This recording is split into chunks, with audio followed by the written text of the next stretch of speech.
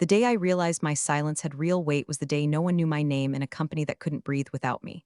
I wasn't on the org chart, no Slack profile, no team photo from last year's mandatory fun escape room event. But the code, the logic, the bone marrow of the entire damn system Kavara was betting its future on, that was all me. Quietly, invisibly, uncredited.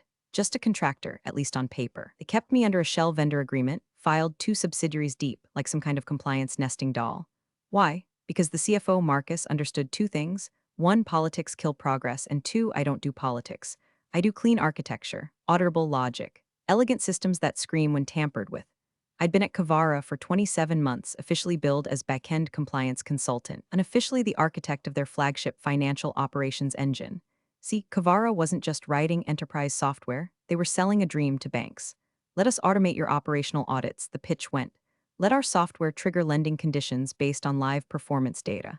Which sounds slick, until you realize how easy that is to abuse, unless someone like me builds in the skeleton. And that's what I did. A system so tightly wired into its own integrity that any unauthorized tampering sent up flares. A digital conscience, you might say, but you wouldn't know that from walking past my desk because I didn't have a desk. I logged in from my kitchen table, same table where my cat once puked on an Ethernet cable during a sprint review. My name was never called in town halls. HR never remembered to CC me on policy updates. And I liked it that way. No birthday cards, no gendered women in tech LinkedIn posts with my face plastered under a Canva graphic.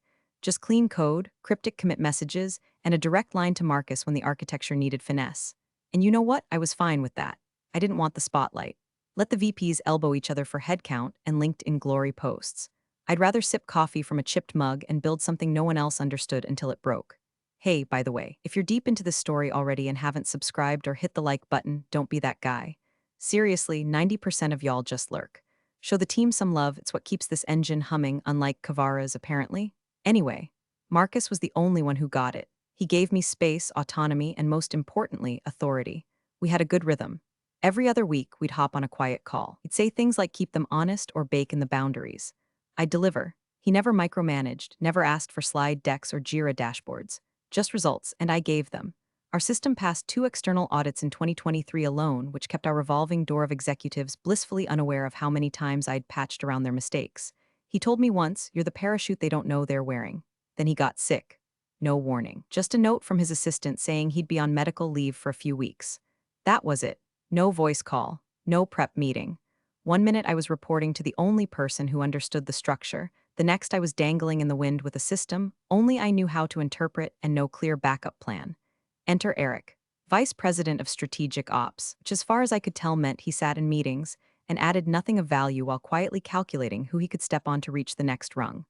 You know the type? Starched shirts, laminated buzzwords, and a LinkedIn banner of him at Davos, even though he only went to Switzerland once for a ski trip with his ex's uncle. Eric had a master's in organizational optimization, which is code for firing people and making spreadsheets about it. Minute Marcus was gone, Eric bloomed like mold in a flooded basement. Started showing up in meetings he'd never cared about, asking who owns this line item, and why are we still contracting this out? He didn't even know my name the first week, just referred to me as the compliance module resource. He started realigning teams, called it a visibility phase, which translated to, everyone had to submit weekly reports, roadmaps, and status updates, except me. Of course, because I wasn't on his books. I was still technically buried in a vendor agreement written in legalese and held in a shared drive he didn't even know existed. But I knew this game. I've lived through 6 reorgs in my career. You don't flinch. You don't speak, you watch, and you document everything. So I kept building, kept logging in, kept tweaking the logic trees that governed whether the system would throw alerts to our bank partner. I'd built in a credential flag, just a quiet signature embedded in the core modules like a watermark. If that signature got tampered with, boom, instant reauthentication request from the bank. Not malicious, not dramatic, just protocol. But it meant the system would stop the moment someone tried to erase me without the proper procedure. Which, let's be real, no one ever reads. So I waited, I documented, I archived, and I kept an encrypted copy of everything, because I knew damn well the storm was coming. I just didn't know it would arrive in a smug little envelope delivered over coffee, with a side of corporate delusion. Marcus's absence dropped like a piano onto a quiet sidewalk. One week we were talking about versioning schema over Slack at midnight, the next he was gone, out for urgent treatment, no further detail, indefinite leave. Just like that, the only person in the entire damn org who knew what I did, and more importantly, why I did it was off the chessboard. I didn't panic, not at first. Marcus was the kind of guy who left breadcrumbs, buried keys, a trail of logic even in his absences. We had a process. We had encryption protocols. There was a backup credential stack in a vault only he and I had access to. I figured, worst case scenario, he'd brief whoever stepped in. But Eric didn't want a briefing. Eric wanted control. Within 72 hours of Marcus's exit, Eric declared himself acting operational lead and started moving furniture, figuratively and literally. Entire teams got renamed. Directors were streamlined. Slack channels disappeared. He even had the nerve to send an all-staff memo with the subject line, "New era, new energy." I swear, I could feel Marcus's ulcer growing from wherever he was recovering. Eric had always been one of those second-tier guys, hovering just outside decision-making rooms, sniffing for weakness. The kind who says, "Let's align," before stabbing you in the quarterly review. And now that he had a sliver of power, he wanted to squeeze it until it screamed. First came the visibility push. Everyone had to submit weekly reports, personal impact logs, and 15-slide updates on their value-add vectors. I watched a senior engineer cry in a hallway Zoom window over having to color-code their roadmap. They'd worked here 12 years, built the payment gateway that processed 80% of our client transactions, but none of that mattered to Eric if it wasn't on a PowerPoint. And me, I was a ghost, a non-line item. My contract wasn't in HR's main system. I wasn't on his org chart. There was no Julie in the directory he had access to, because Marcus had tucked me deep into the guts of a compliance budget no one ever questioned. At first, I thought that protected me. Then came the Friday ping. One line, no greeting, no signature. Your access will be reviewed soon. Please be prepared to justify your continued involvement. That was it. No context, no hi. Just a veiled threat typed by some lackey with a superiority complex and a template. I stared at it for a full minute, took a sip of cold coffee, then laughed just once short mean. I knew what that meant. I'd seen it before. Review meant removal. Justify meant beg, and I don't beg. I've been quietly replaced enough times in my life to spot the smoke before the fire. The review would come with a meeting I wasn't prepared for, followed by a decision already made. Still, I didn't react. I nodded to the empty room, closed the tab, and opened my version control logs instead. You know what they never think about? Continuity. They think deleting someone's credentials makes them vanish. They think ownership of IP is something you yell into a conference call and it becomes law. They don't understand systems, dependencies, intent. Eric had no idea that the very system he was about to poke had teeth. I had built it to audit itself. Every key decision, every logic gate, every internal rule had attribution embedded. It wasn't just code. It was a living map of who told it to do what. And you can't retroactively strip that without causing a mess. A very visible, very traceable mess. But Eric was running around like a kid with scissors, convinced he was cutting ribbons instead of arteries. He made his rounds on Monday, started asking around about cost centers. By Tuesday, he was holding discretionary expense reviews. Wednesday, one of my senior devs pinged me with a just got reassigned. Eric's pushing for contractor consolidation. Translation, you're next. Thursday night, I got a second email. This one had his name on it. Need to clarify the scope of your involvement. Please join me for a brief sync tomorrow morning at 8:30. Bring documentation of deliverables. Bring documentation. The man really said that, like I was some intern begging for college credit. I didn't reply. I didn't prep a pitch. I didn't dig through Gantt charts or pull KPI stats. I didn't need to. I was the deliverable. My work lived in the veins of that platform. It was one of those rare truths in a corporate world full of fluff. Without me, it wouldn't work. They just hadn't realized it yet. And I had a feeling Eric was about to learn the hard way what happens when you fire the ghost holding the keys. Friday morning, 8:27 a.m. The invite said 8:30, but I wasn't about to give Eric the satisfaction of calling me late. I stood outside his office door, if you could call it that, one of those glass box fishbowls they give middle managers to feel important. He was already inside, typing with two fingers like a toddler playing whack-a-mole on a keyboard. The second he saw me through the glass, he smiled. Not friendly, triumphant. He gestured without standing. Julie, come in. No handshake. No chair offered. Just a man in a fitted shirt too tight across the shoulders, trying to play kingmaker in a sandbox. I'll keep this brief, he began, folding his hands over a manila folder like it was a presidential briefing. We've done a full review of your contract, or lack thereof, really. It seems your role here isn't formally defined. No W-2, no HR file, no system owner assignment. Just a lot of vague references and back-end commits from a vendor ID. That's not sustainable. I didn't move, didn't blink, just let him talk. Theatrical silence unnerves guys like this. He took a breath, like he was winding up for the big finale. You've contributed to some valuable architecture. I won't deny that, he said, in the same tone you'd used to compliment a barista's latte art. But value needs ownership. And right now, there's too much ambiguity around yours. So, effective immediately, your contract is terminated. Please remove all company-related files from your local environment. Delete any proprietary code or documentation. You'll receive a final payout via your vendor. And of course, he paused here, smirking like he was delivering a punchline only he thought was clever. All your work belongs to the company now. I smiled, just slightly, like someone who's already packed their bags before the breakup. Any questions? He added, smug. Just one, I said. Do you mind putting that in writing? He blinked, but only for a second. Then he reached for the folder and slid a single-page memo across the table. It was already printed, already signed. To whom it may concern, effective immediately, the services of vendor, Larkspur Systems and associated personnel, duly redacted, are no longer required. All proprietary work conducted under this agreement is considered the intellectual property of Kavara Holdings, Inc. All local data and systems must be permanently deleted. Eric Donovan, VP Strategic Ops. I read it once, folded it neatly, slipped it into my bag. Understood, I said. I didn't defend myself, didn't argue, didn't explain that the language in his memo directly violated 3 clauses of the original vendor agreement Marcus had filed under the CFO's compliance umbrella, because explaining would imply I needed his permission to exist. Instead, I stood, nodded once, and walked out. No dramatic door slam, no parting shot, just the click of my heels on laminate tile and the whir of the badge reader as I handed in my access card to a receptionist who looked like she wanted to disappear into the ficus plant beside her. By 9:10 a.m., I was back at my apartment. I made coffee, sat in silence, watched the steam curl above the mug like breath in winter. My laptop was open and the terminal waited. Blank expectant, I opened my local repository. Thousands of lines of code. Branches, diffs, documentation trails, all of it mine, all of it tied to my digital signature. And now, per Eric's order, all of it slated for deletion, so I did exactly what he asked. I deleted everything. I didn't archive it, didn't hide it in some encrypted folder or squirrel it away in a private repo. I deleted the local environment, the dev tools, the mirror backups, the test harnesses, even the architecture diagrams stored in my OneNote. Gone, all of it like it had never existed. But see, Eric made a fatal assumption. He thought my laptop was the system.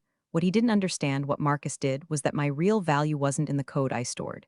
It was in what I built into the code. Triggers, checks, identity flags, compliance logic that screamed when it was tampered with. He hadn't just fired a contractor. He'd yanked a thread out of a live circuit, thinking it was decorative. And now that thread was sparking. Before I shut the lid, I did one more thing. I opened a secure cloud drive I hadn't touched in over a year. Encrypted, 2-factor authenticated, accessed only through a fingerprint-secured terminal app Marcus had once jokingly called my black box. Inside was a folder named just in case. I opened it. There it was, the memo. Scanned, time-stamped. Signed by Eric Donovan, directly instructing me to delete active company IP.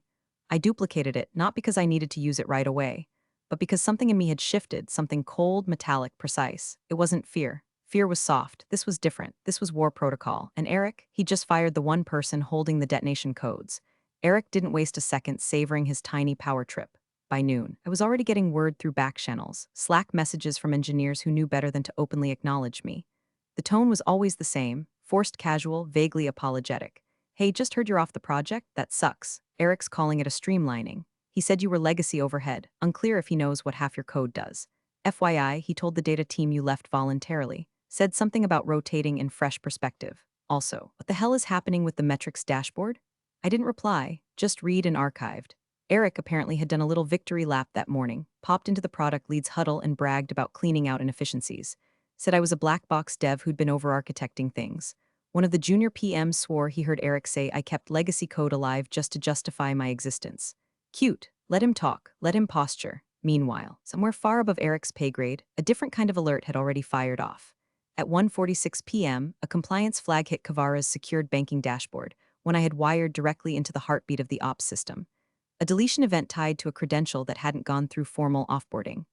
My credential? My signature. Purged under verbal instruction, with no audit trail, no handoff log, no revocation record. You don't just delete that and walk away. Not when that signature is hard-coded into the system's operational trust logic. Not when your bank partner uses that very signature to determine whether your org is operating within the thresholds defined in your loan agreement. Kavara's line of credit wasn't some rubber-stamped overdraft. It was conditional. Contingent on provable, monitored operational integrity. And I was part of that proof. My credential was baked into the compliance scaffolding like rebar in concrete. Pull it out wrong and the whole thing wobbles. By 2:03 p.m., a freeze order was issued. Kavara's $18.5 million revolving line of credit was locked pending internal review. Not canceled, not revoked, just suspended, like a parent pausing an allowance when they hear a crash from the next room. Quiet, subtle, devastating, and Eric, he didn't notice. At least not yet. He was too busy posting in the #ops leadership channel about reducing contractor reliance and suggesting we in-house compliance accountability. He even linked a Medium article about agile transparency, which, fun fact, was written by a man who got fired from his own startup for stealing competitor code. I logged out of Slack. Then I poured myself a glass of wine. It wasn't joy. It wasn't smugness. It was something quieter, like watching a Rube Goldberg machine you built with spare parts finally tip its first domino. I knew how this would play out. The system would flag the deletion. The bank's bot would ping the compliance portal. Our liaison, Janelle, a sharp ex-regulator with zero tolerance for risk, would call legal. Legal would check the logs, see the deletion tied to my contractor ID, and ask who authorized it. Then the real fun would begin, because the answer would be no one. No official offboarding, no transfer of system ownership, no shutdown protocol, just one VP's smug directive and a signed memo that violated internal policy so thoroughly it might as well have been written in Comic Sans. I sat back and opened the secure drive again, watched the timestamp memo like it was a live grenade I'd tucked in the center console.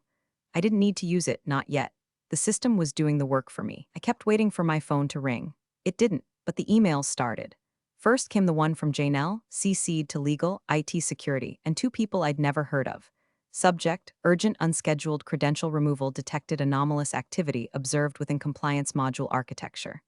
User, Larkspur, ID 4038, registered deletion event without standard deactivation protocol. This violates Kavara Bank certification standards. Please advise. No one had replied yet. I didn't need them to. I knew what was coming next. See, Eric thought he was erasing me. What he actually did was amputate a limb mid-marathon and call it weight loss. The system was designed to detect injury. It was reacting. Slowly, precisely, without drama. Just escalating the way a healthy immune system escalates a foreign body. And all I had to do now? Wait. Let the antibodies do their thing. Marcus returned on a Monday morning with the quiet intensity of a man who'd skipped recovery to stop a plane from crashing. He didn't tell anyone he was coming back early. No Slack pings. No all-staff memo. He just walked into the building at 8:02 a.m., bypassed reception, and headed straight for the executive suite like he'd never left. By 8:07, legal was in a panic. See, the bank hadn't just frozen our credit line, they'd sent a formal notice to Marcus's email. Not to Eric, not to finance, to Marcus directly. Because the system, my system, had been built under his signature. His approval, his authorization. The compliance chain was designed to treat Marcus as the final point of trust. When the system lost integrity, the bank's systems didn't care about internal promotions or interim VPs. They cared about credentials. Marcus's was still tagged as the top of the pyramid. He read the alert at 6:43 a.m., just after finishing his second round of antibiotics. He got in the car before finishing his coffee. So when Eric rolled in late with a croissant and an oat milk latte, smug and oblivious, he didn't realize the weather inside had already changed. I didn't find out until later, but apparently the first thing Marcus said when he walked into the legal conference room was, "Why the hell is Julie's credential showing a non-standard termination event?" Dead silence. Then a flurry of mouse clicks, folder openings, password requests. Two people got locked out trying to access outdated SSO tokens. Nobody had an answer. Legal fumbled through their change logs, but there was no offboarding ticket for me. No formal shutdown. No compliance handoff. No internal documentation of the deletion event, just Eric's memo. Scanned into the system late Friday evening with no countersignature and no attached action plan. Julie was a contractor, Eric said when he was finally pulled into the room. We had no legal obligation to onboard or offboard her through internal systems. She had no claim to system ownership. It was cleanup, that's all. Marcus stared at him for a long moment, then asked one question. "Did you authorize the deletion?" Eric blinked. Yes, I asked her to remove her local data. Standard practice. You asked her to delete operational IP while still credentialed to the system? Eric shifted in his seat. Well, I assumed you assumed. That's when the sweating started. Marcus didn't yell. He didn't throw things or slam his laptop shut like some startup caricature. He just kept asking calm, precise questions that Eric couldn't answer. Did you review the compliance logic before issuing that directive? No, but did you consult infrastructure about the credential flag embedded in the audit loop? I wasn't aware there was one. You weren't aware? Marcus repeated, quieter now. Julie embedded a multi-factor logic validator tied to her signature.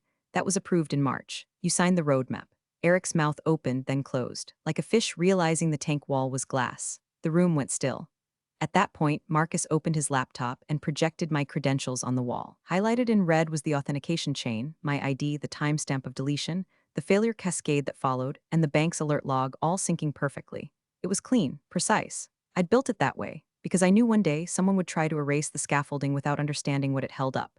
Back in my apartment, I watched the chaos unfold from a polite distance.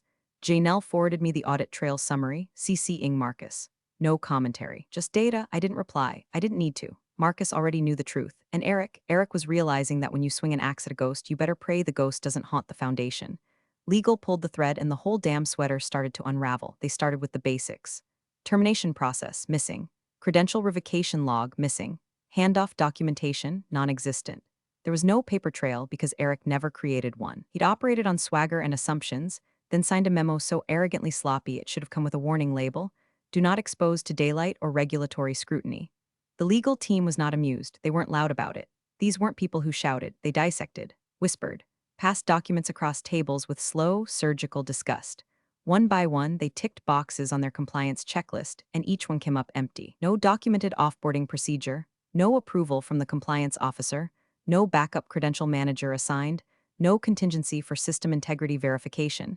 It was like watching someone fail an open book test on fire safety after torching the building. Eric tried to pivot, said I was just a contractor. His favorite phrase now, like he thought it was a shield. Every time someone raised a point, he repeated it, just a contractor, as if that erased the architectural backbone I'd built into the guts of their compliance engine. As if external status negated internal consequence. He made the rounds all week, squirming from one meeting to the next with that frozen sales bro smile cracking around the edges.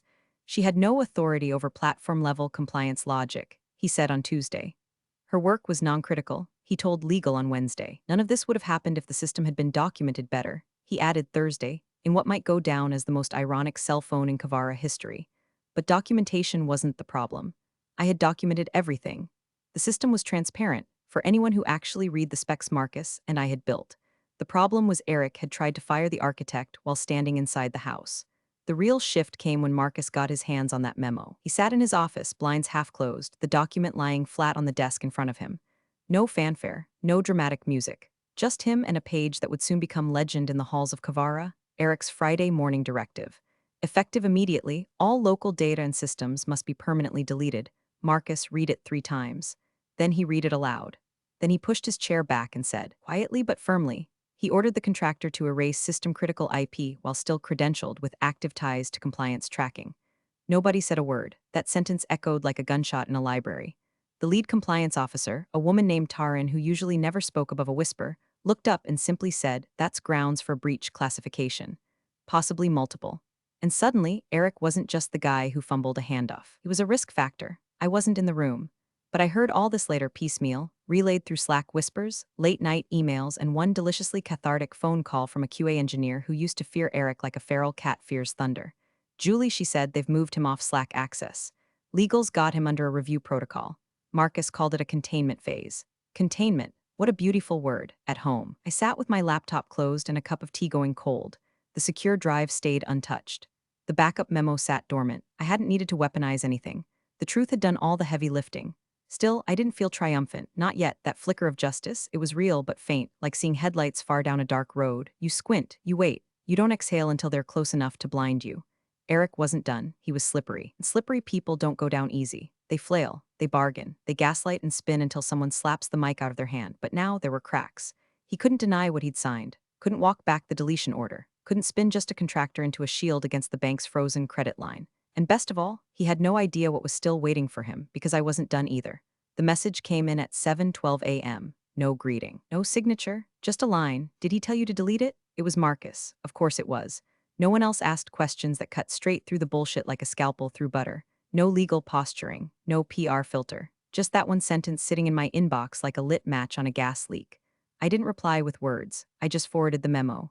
The one Eric had so confidently handed me across his little faux mahogany desk, still warm from the printer tray. His name stamped at the bottom, his language clear. His hubris preserved in PDF like an insect in amber. 2 minutes later, I got the read receipt. 4 minutes after that, I watched an encrypted Dropbox folder flicker to life. Access, temporary CFO channel. Inside, I saw my old documentation, contracts, change logs, system maps, files Marcus had apparently archived even after legal wiped me off the books. He never really let go of the reins, not fully. I'd been erased from the system but not from his memory. Smart man. He knew I'd built our audit logic like a suspension bridge, elegant, weight-bearing, but anchored in very specific places. And if you pulled out one of those anchors without re-engineering the entire support system, you didn't get a reorg, you got a collapse. Around 10:40, the CFO's office responded to the bank's latest request. Please provide documented justification for the deletion of Julie Redacted-S credential and a full map of her operational access. Marcus didn't send them a white paper. He sent them Eric's memo. No edits, no cover letter, just the raw directive. Dated, signed, Time stamped an hour before the credential deletion that triggered the entire compliance cascade. The bank's compliance officer responded with a single line: "We've received enough. Investigation proceeding." You could almost hear the temperature drop 3 degrees through the fiber lines. That's when the second call came. This one wasn't from Marcus, it was from Janelle at the bank. "We're moving into the verification stage. We need system assurance from the original architect." That phrase, original architect, landed soft in my ear, but sharp in the chest. Like being handed back a name someone else tried to burn off your skin. I didn't gloat, didn't say told you so or ask what took them so long. I simply asked for the validation scope, reviewed the request list, logged in through the temporary credential Marcus had reactivated for me, one-time use, single-factor access for restoration only. I didn't rebuild anything. I just verified the damage. Logs were exactly what I expected. Attempted overwrite of the credential anchor, failed triggers on the compliance hooks, audit loop rejections cascading like dominoes. I ran one integrity pass on the system's logic shell and sent the results as a clean CSV, annotated in my usual deadpan style. This structure was designed to fail if altered without credentialed oversight. It did, that's all I wrote. No fluff, no emotion, just fact. The machine had worked. The trap had sprung, and now it was documenting its own dismemberment like a forensic pathologist. Back in Kavara's offices, the walls were closing in. Eric wasn't gone yet, but he was surrounded. His Slack status had gone gray, the kind of gray that doesn't mean busy or away but lawyered, and me, I was still at home. Same chipped coffee mug. Same cat sprawled across the printer, but something had shifted. I wasn't the ghost anymore. I was the echo, the proof, the original architect. And Eric's world was collapsing under the weight of something he never saw coming: quiet, deliberate accountability. Rage was a distant memory now. Cold fire burned out. All that remained was observation, clinical, detached. I wasn't steering the ship.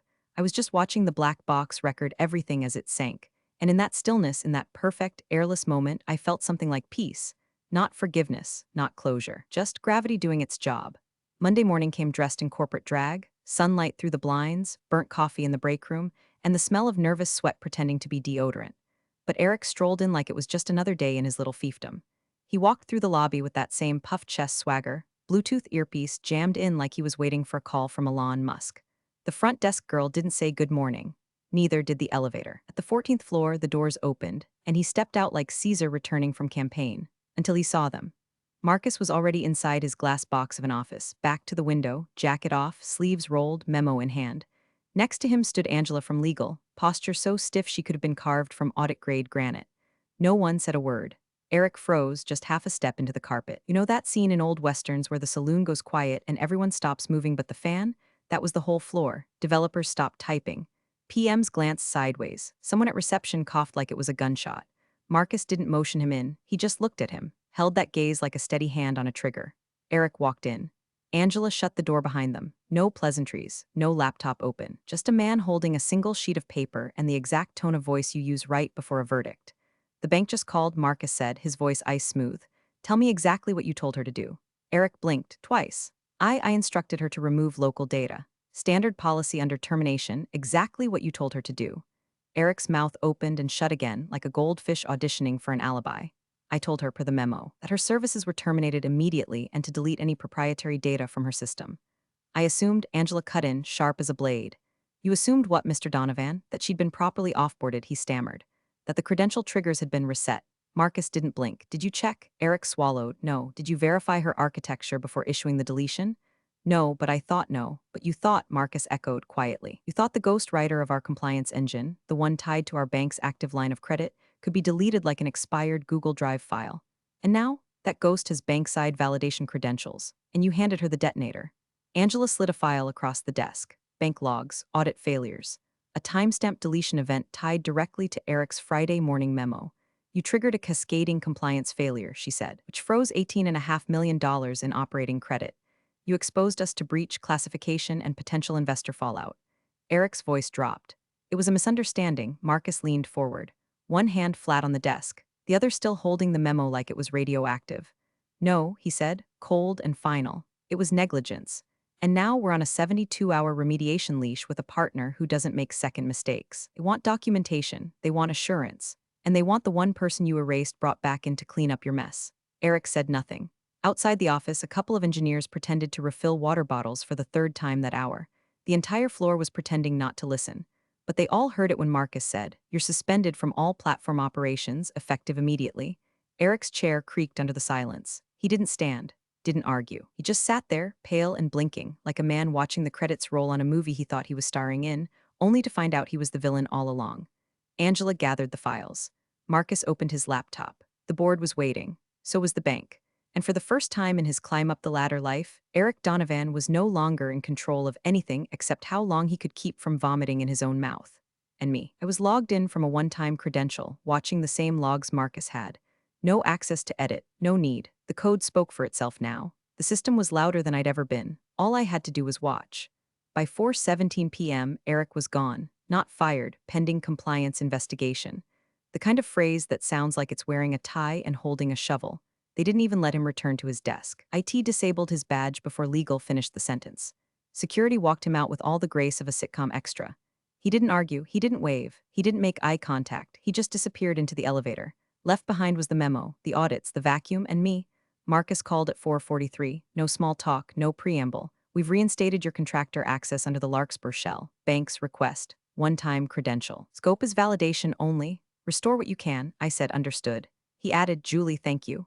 I didn't respond. There's a certain silence you earn, one that doesn't need to be filled with pleasantries or apologies. He knew what he let Eric do. He knew I'd been erased without a second thought. But now he also knew who kept the company breathing when no one else noticed the chest compressions. At 5:09 p.m., I logged in from a cold boot terminal. The system recognized me. My name still sat embedded deep in the compliance scaffolding, right where I'd left it, tagged behind logic, triggers, and identity verifiers that hadn't failed, only waited. I pulled from my encrypted remote. Not a backup, a template, clean, untouched, fully legal under my original agreement. No IP theft, no violation, just architecture waiting for reassembly. Within 12 minutes, the base compliance module was restored. Error logs cleared, audit loop re-engaged, credential trust re-established. The bank's dashboard flickered green. No fanfare, no applause, just quiet confirmation from a cold machine that the ghost had returned and made the walls stop shaking. I typed 3 final commands, logged the restoration note, flagged the memo, attached a single PDF, per original system spec, unauthorized credential removal triggers automatic integrity cascade. This behavior was not accidental. It was the design. I hit send. Then I logged out. No cape, no dramatic music, no corporate redemption arc. I closed the laptop, unplugged the charger, stared at the nothingness of my quiet apartment, filled with old coffee rings and the hum of a fridge that had more stability than most executives I'd worked under. Later that night, Marcus texted, "We're working on reinstating your contract longer term. Let's talk options." I didn't reply, not because I was angry, not anymore, because I knew better. I knew Kavara would survive. I knew the board would smooth it over, rebrand the failure, say we've learned a lot through this process. Probably bring in some polished consultant with an expensive haircut to present a deck on resilience through restructure. Let them. My job was done. I'd built something honest. It broke the way it was supposed to. And when it mattered, it spoke louder than any title, badge, or ladder climber with a god complex. As I closed the lid on my laptop and took the last sip of lukewarm tea, I whispered one thing into the empty room, just for me. Not bitter, not loud. Next time, I said quietly, read what you're signing. Thanks for watching, you cubicle warriors. Hit that subscribe button. Unless you're my old boss, then you're on your own. Revenge of the coffee pot strikes again.